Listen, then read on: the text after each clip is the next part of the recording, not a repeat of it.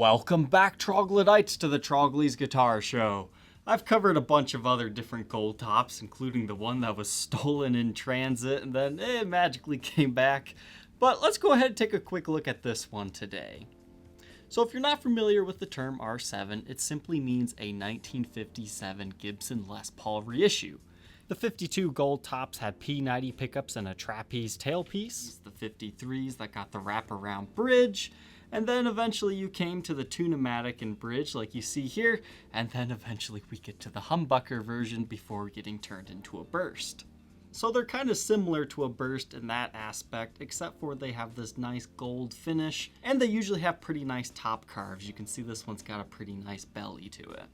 Spec-wise, they're maple tops with mahogany backs and mahogany necks, as well as a rosewood fretboard. But something to know about the necks of these R7s is they're pretty much one of the fattest necks you can get from Gibson.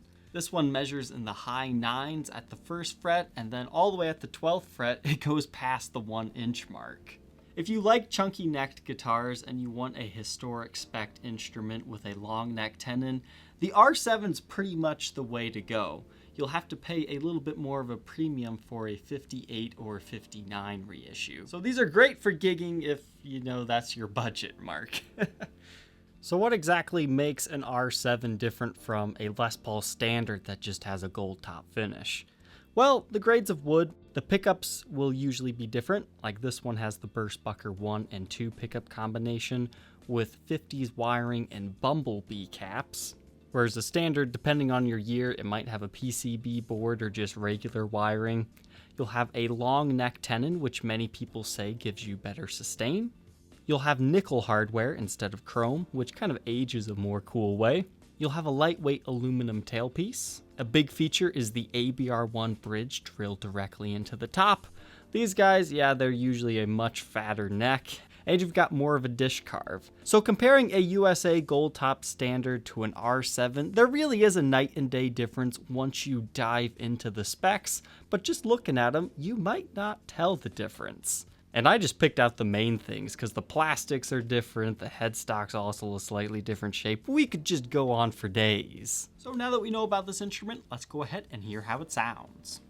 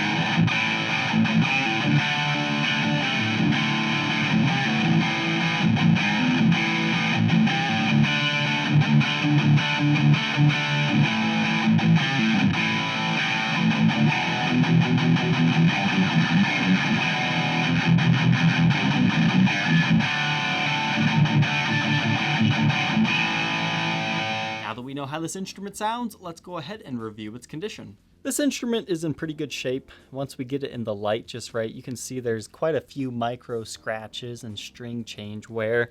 I would say the most noticeable area is right here. There's kind of a deeper scratch. I think I might have caused that one, removing the old strings.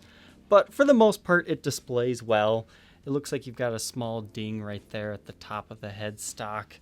But, you know, for the most part, this thing, it was played, but well taken care of. The nut is cut well on this one. The frets, it shows some light wear, but they were just polished up and the fretboard was conditioned, so you're good to go there. Beautiful inlays on this one. I'm really digging the gold color on this one. It changes from that light hue to the dark hue a lot. And not all gold finishes are created the same. I mean, they change from year to year, but this one, it looks great, I think. Condition-wise, there is a ding right here that has impressed the binding. It can be a bit of an eyesore, so I want you to know it's there, but honestly, you don't necessarily see it every time you play this thing.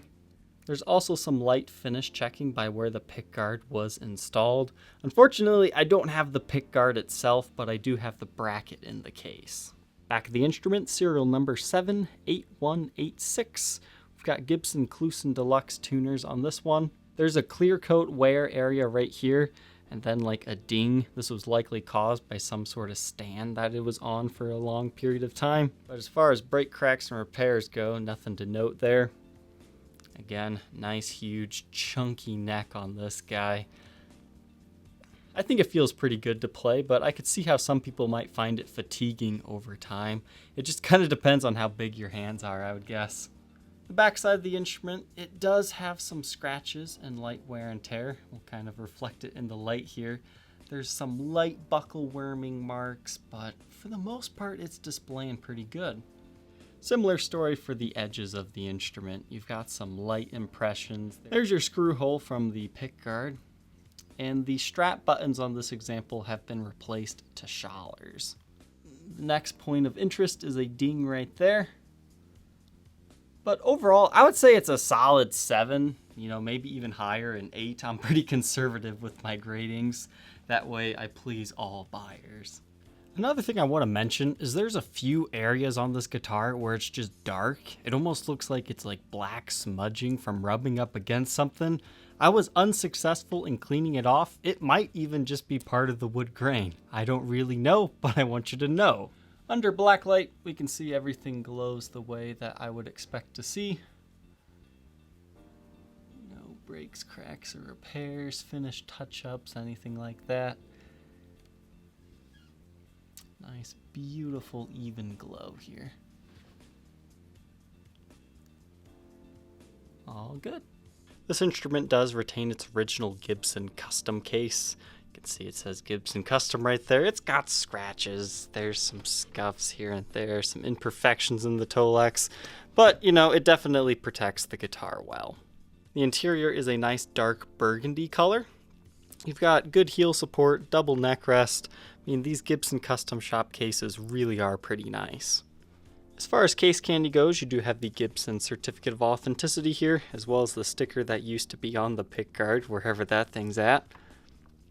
Pre-pack checklist that's filled out, customer care guide, owner's manual, truss rod adjustment tool, and we do have the original pickguard bracket, but we don't have the actual pickguard itself. If you think you might be interested in being the next owner of this Gibson R7 Gold Top, feel free to check out that link in the description that will take you to the Reverb for Sale page. Thank you, Troglodytes, for watching. Don't forget to like, comment, and subscribe, and we will see you tomorrow on the next episode. Take care.